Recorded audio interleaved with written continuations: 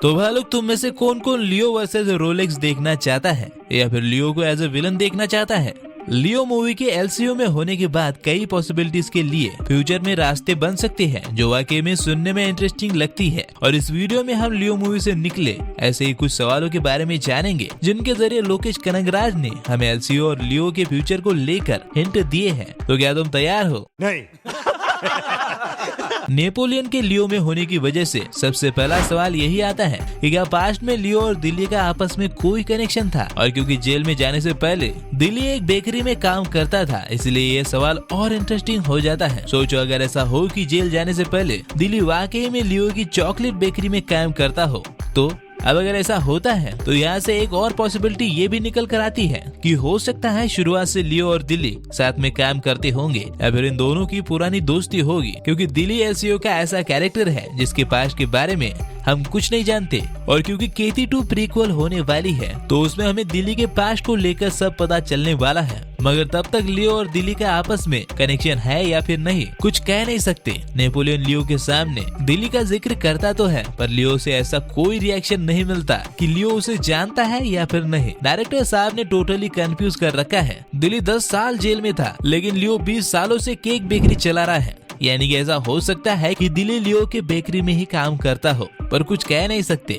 क्योंकि जैसे लियो ने अपना रिएक्शन क्लियरली नहीं दिया, वैसे ही दिल्ली भी ये क्लियरली नहीं कहता कि वो किस बेकरी में था। लेकिन लियो का पास्ट भी दिल्ली से कम रहस्यमय नहीं है। भले ही हमें ये दिखाया गया है कि लियो कौन था और क्या करता था, पर लियो के पास्ट की जो कहानी डिसूजा ने जेल में पार्थिबन के दोस्त जोशी को बताई, उसमें कई सारे गैप्स है, और इसलिए ये सवाल अनसुलझा रह जाता है कि लियो का पास्ट सच है या फिर हमसे कुछ छुपाया गया है। अगर हम गैप्स की बात करें तो एंटोनी ने लियो को अपने टबैको फैक्ट्री जलने से पहले 2 गोलियां मारी थी, एक पीठ में और दूसरी सीने के ठीक नीचे। लेकिन प्रेजेंट में लियो के शरीर पर कहीं भी गोलियों के निशान नहीं दिखते, यानी कि हो सकता है डिसूजा झूठ बोल रहा हो और लियो के पास्ट में कुछ और ही हुआ हो। अब वैसे तो इस पास्ट वाले पॉइंट को मैंने इस वीडियो में कवर किया है, पर इस सवाल से कई सारे और पॉसिबिलिटीज निकल कर आती है, और एक अहम सवाल भी निकल कर आता है जो लगभग सबने मिस कर दिया कि लियो वहाँ से निकला कैसे। क्योंकि डिसूजा ने जेल में जो स्टोरी सुनाई थी, उसके हिसाब से लियो ऑन द स्पॉट मारा गया था,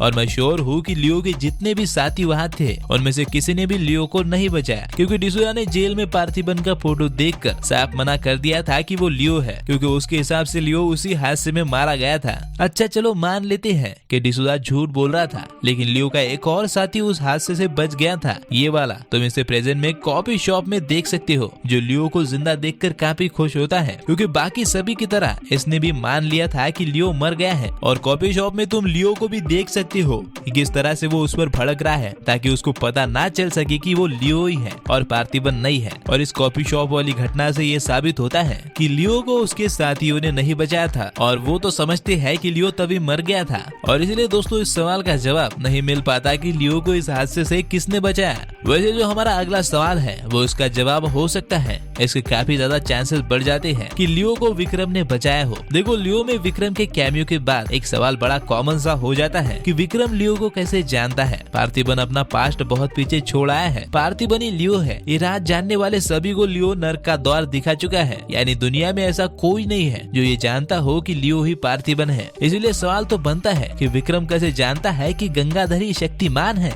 मेरा मतलब है कि पार्थिबन ही लियो है। और यहाँ पर ये जवाब काफी इंटरेस्टिंग लगता है कि विक्रम ने ही लियो को उस हादसे से बचाया था। फिर उसने 2 सालों तक लियो को सत्यम मंगल ऑर्फनेज में रखा और उसकी पार्थिबन बनने में हेल्प की। इन 2 सालों में विक्रम ने लियो के सारे सबूत मिटा दिए और पार्थिबन का एक पूरा नकली पास्ट तैयार किया। वैसे मैं श्योरली 2 साल इसीलिए कह रहा हूँ क्योंकि पार्थिबन जोशी को बताता है कि वो 20 सालों से यहाँ रह रहा है, और पार्थिबन के बेटे को किडनैप करने के बाद एंटोनी दास उसे बताता है कि आज से ठीक 22 साल पहले मैंने इसी दिन तेरी बहन एलिसा को मारा था। यानी हादसे से बचकर 2 साल लियो ने ऑर्फनेज में गुजारे ताकि वो लियो से पार्थिबन बन सके। हालांकि ऐसा भी हो सकता है कि जो टीम विक्रम बना रहा है उसमें भर्ती करने के लिए उसने अभी यानी लियो की टाइमलाइन के हिसाब से 2022 में पार्थिबन को ढूंढ निकाला हो। विक्रम के लिए ये कोई बड़ी बात नहीं है, वो अपने काम में इतना एक्सपर्ट है कि साला अंडे को देखकर ये बता दे कि अंदर मुर्गी है या फिर मुर्गा।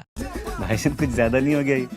मतलब कुछ भी। लेकिन बंधु सवाल यहाँ पर ये है कि क्या लियो विक्रम का ऑफर एक्सेप्ट करेगा? देखो गुरु, दुनिया चाहे लियो के बारे में जो भी सोचे, मैं और आप ये जानते हैं कि बंदे ने जो भी किया अपनी फैमिली के लिए किया। भले ही वो पहले डेविल था, लेकिन मैं श्योर हूँ कि अब वो एंजल है। यानी कि वो पहले भले ही लियो था, लेकिन अब जो हमें दिख रहा है वो बस पार्थिवन है। वो लियो को पहले ही मार चुका था और इसलिए उसने अपने बाप और चाचा को तब तक नहीं मारा जब तक कि उन्होंने इसके परिवार पर हाथ नहीं डाला था। और इसीलिए भले ही विक्रम का मकसद नेक हो, लेकिन जब तक हो सकता है लियो उसे टालने की पूरी कोशिश करेगा, क्योंकि जैसा मैंने कहा पार्थिवन लियो को मार चुका है और हम सब जानते हैं कि पार्थिवन एक सिंपल मैन है जो सिर्फ अपनी फैमिली के लिए जीता है। दुनिया में कौन क्या कर रहा है, कौन कितने ड्रग्स बेच रहा है, उस चीज से उसे कोई फर्क नहीं पड़ता। वो बस अपनी छोटी सी दुनिया में खुश रहना चाहता है और मेरे हिसाब से इसीलिए वो तब तक विक्रम को ना कहता रहेगा जब तक कोई सॉलिड रीजन नहीं मिलता। और वो रीजन कुछ भी हो सकता है, जैसे ड्रग्स की वजह से किसी अपने की मौत या फिर कुछ और, क्योंकि पार्थिवन मेंटली इतना स्ट्रांग है कि सिर्फ उसकी फैमिली ही उसे लियो बना सकती है। और फैमिली से याद आया,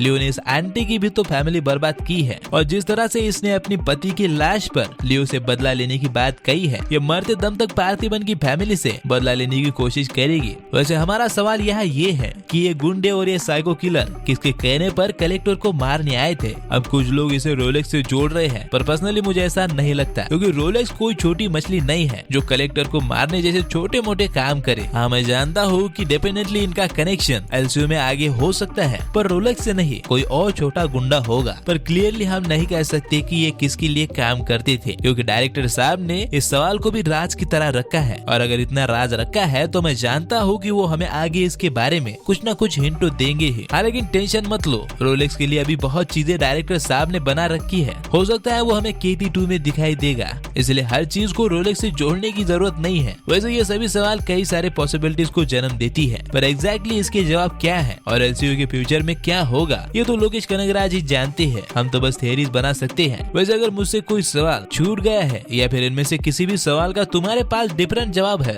तो मुझे कमेंट में जरूर बताना। ये वीडियो अगर अच्छा लगा हो तो लाइक और शेयर जरूर करना। और हाँ, मेरी बनाई एलसीयू की प्लेलिस्ट भी चेक कर लेना। और हाँ, फ्री होकर भी तुम लोग सब्सक्राइब क्यों नहीं करते, मुझे समझ नहीं आता, कर दो यार। और अफसोस कि अब जाने का वक्त आ गया है, तो फिर मैं चलता हूँ। आज की वीडियो में बस इतना ही। हम मिलेंगे अगली वीडियो में, तब तक आप फिल्में देखो।